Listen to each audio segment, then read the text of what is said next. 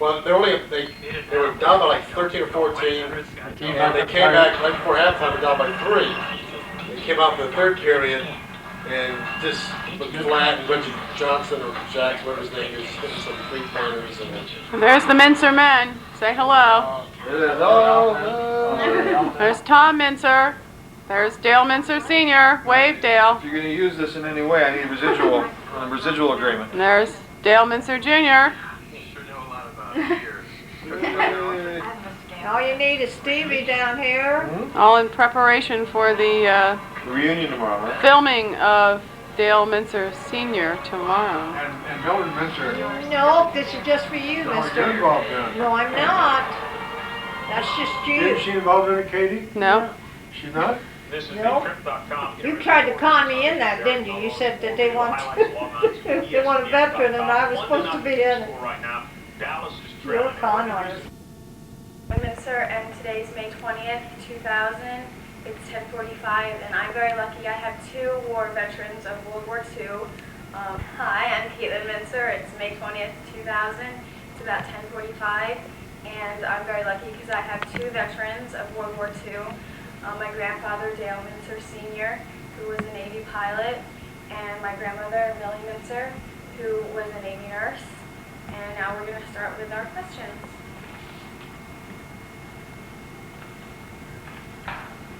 All right, so for the record, what war did you fight in? Well, I was in World War II and Korea. Okay, what years were you in the military? I was in the military from 1942 through 1954, and then continued in the Naval Reserve until 1960. Right. Did you enlist, or were you drafted? I enlisted. And if you enlisted, how old were you? 21. Why did you enlist? Well, I enlisted because I felt it was my duty to help protect the United States from being conquered by Japan or other foreign powers. All right. Did you discuss it with your parents first? Briefly. I was in college at that time, and I made my own decision. What was their reaction or opinion when you enlisted? They were all in favor of my enlistment. I'm proud that I did. How did you feel about war? Well, I felt that at that time it was necessary to prevent the foreign powers from conquering the United States and other countries. Did you think your family, friends, and neighbors felt the same way about war as you did? Yes. Okay. What branch of service were you in, and how did you decide this? Well, I was in the Navy Air Group. Mm-hmm. And the other question was, what did you think? How did you decide this?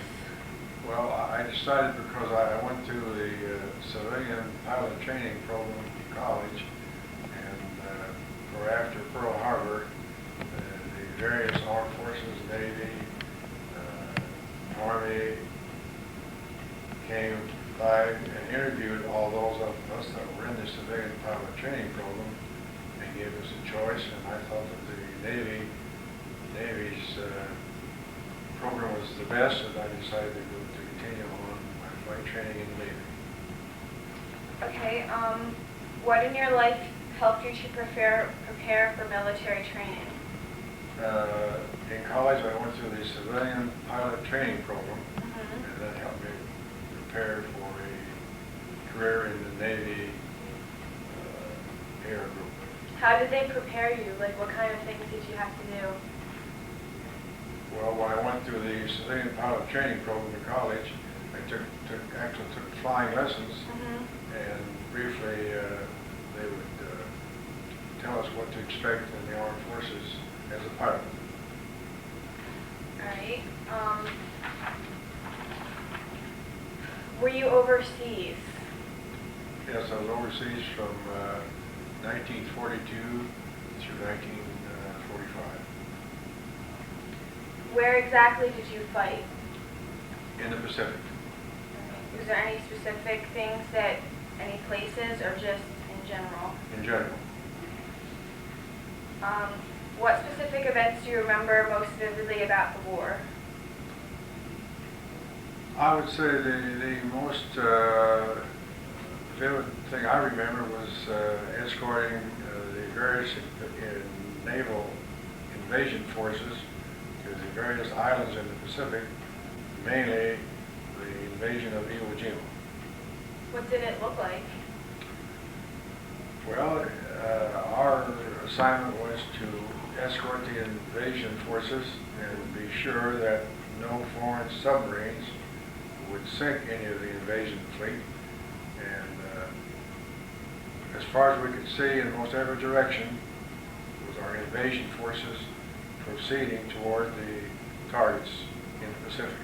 What kind of things were you escorting? Like what kinds of? We were escorting, these were all Navy ships, carriers, battleships, cruisers, destroyers, and troop transports.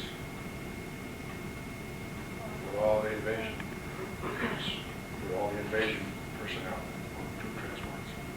Did you agree with U.S. involvement in this war? Yes. Is there any reason why you agreed with it that stands out?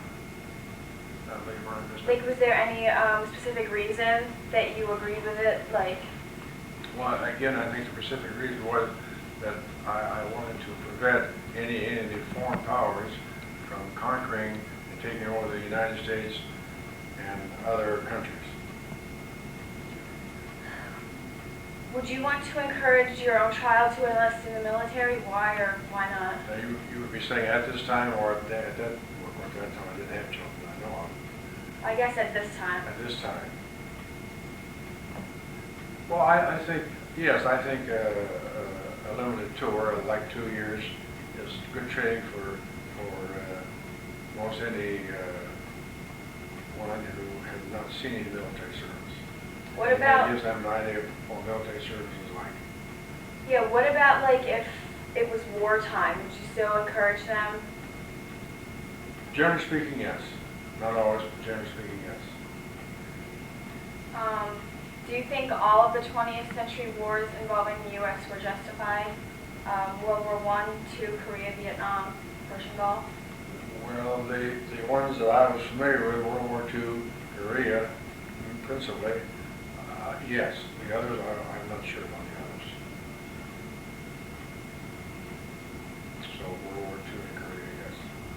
If you had to describe one scene that sums up the war, what do you think it would be? One scene sums up the war? Yes. Well, the scene that most impressed me, one scene that I would remember most vividly was the invasion of Iwo Jima. And of course, secondly was the dropping of the atomic bomb. I wasn't there at that time when they dropped it. Those two scenes I would remember the most of any. How accurately do you think movies and TV portray war? Generally speaking, they were generally true. Not always, but generally speaking, they were true. Portraying the actual facts. What were some sacrifices people at home can make during the war? What sacrifices? Yeah, what are some kinds of sacrifices that people can make during wartime? Well, I think the sacrifice would be not using any of the materials and other things that are necessary to have a successful armed forces in the United States. And what kind of materials would those be? Well, I think the supplies like gasoline and coal and other ingredients that were used for the synthetic products that were used in war. Okay. What do do you think future wars involving the U.S. will be like?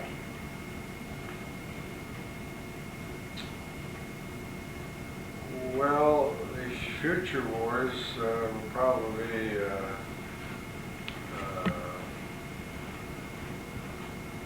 terminology I'd like to use there would be probably more of the atomic type and very little use of ground forces, mainly air and sea, but not much uses of ground forces. What do you think is the best way to prevent war?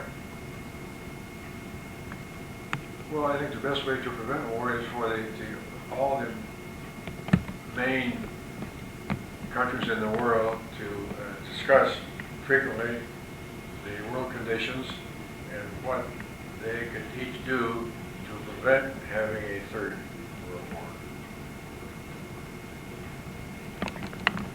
How did your involvement in the war change your life? Change my life? Well, for one thing, I met my wife in World War II, and the flight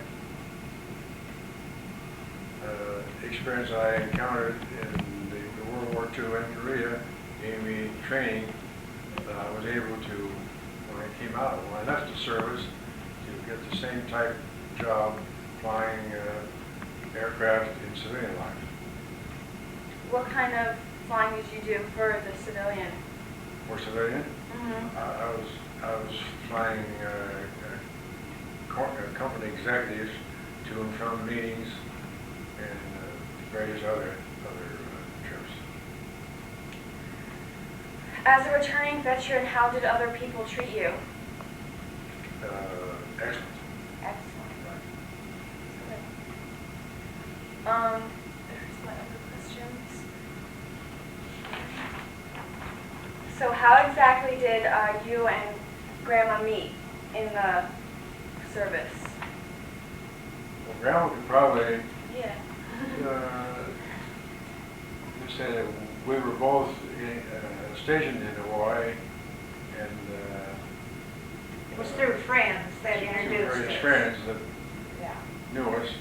My Navy nurse friend, and then his cousin was a doctor, and she was dating his cousin, the doctor, Mhm. and she met Dale, and she wanted me to meet him. So she thought he was a nice guy. I agree. My understanding is that when you and Grandpa were married, when you guys were married, you had to resign your commission from the Navy. How did you feel then about that resigning? Well, at that time, with the war over, I gladly wanted to get out of service, and so I didn't. That was okay with me. So how do you feel about women's rights, like that sort of thing now? Oh, definitely. You could say, I guess, I'm a woman's liberator or whatever. And yes, I think that they should have all the same rights as the men do, and that they shouldn't have to resign. So do you think that maybe, like, in a future war, like, people wouldn't have to do that, women could stay in their job? They are now. Yes, I know with the different recent Desert Storm that a lot of the mothers had smaller children, and they were in the reserves and were drafted, and they were taken back into service. So that's completely different now. All right, well, thank you very much for... Okay, so what ward were you involved with? World War II. And so you were a nurse, right? So you were drafted, or were you enlisted, or?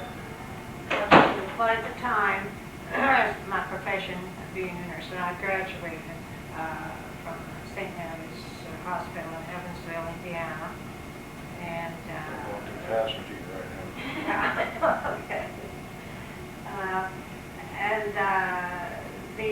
I also was a member of the Red Cross, and actually when something like a war or what have you, they would draft you. I mean, you would go, we didn't call it drafted, but you would go with them through the Red Cross, so that's how I got my notice to report for duty. How did you feel about that? Well, we were all so shocked and angry about Pearl Harbor that I was ready to go. And it was a necessity to have a lot more nurses than they had previously in service. So most of the younger nurses volunteered and wanted to go. How old were you, and what year was it that you were drafted, I guess?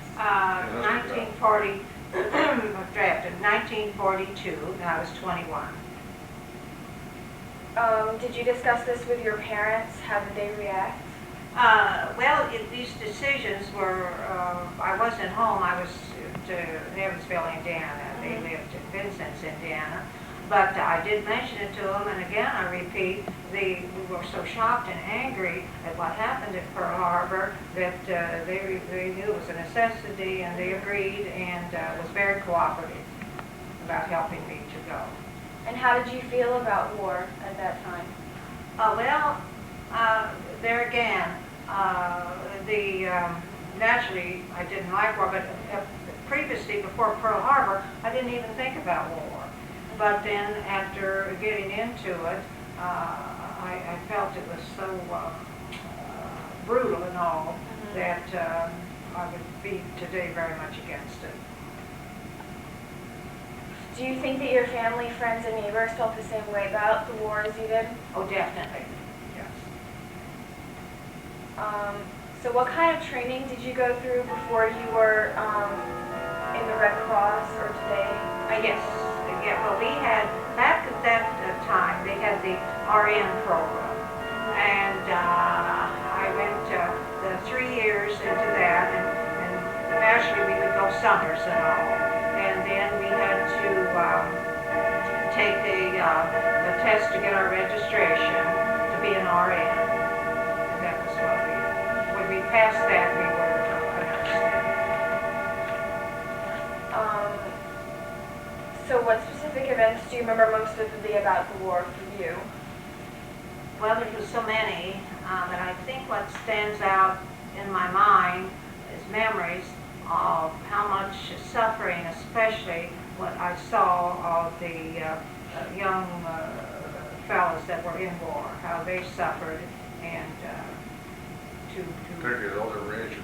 yeah, well, naturally, those that were injured. And did you agree with the U.S. involvement in this war? Oh, yes, just like my husband said here, definitely, we were all for it. Not that we were for the war, but we felt that it was so unjust the way, the Japanese came in, that we were ready to protect our country. If you had to describe one scene that sums up the war, what would it be? I guess the most vivid scene was toward the end of the war, when the Japanese knew they were losing, that they sent their pilots, they called them kamikazes, and they were trained to dive their plane into ships. They knew they were going to die. And it was the one specifically that they hit was the USS Franklin.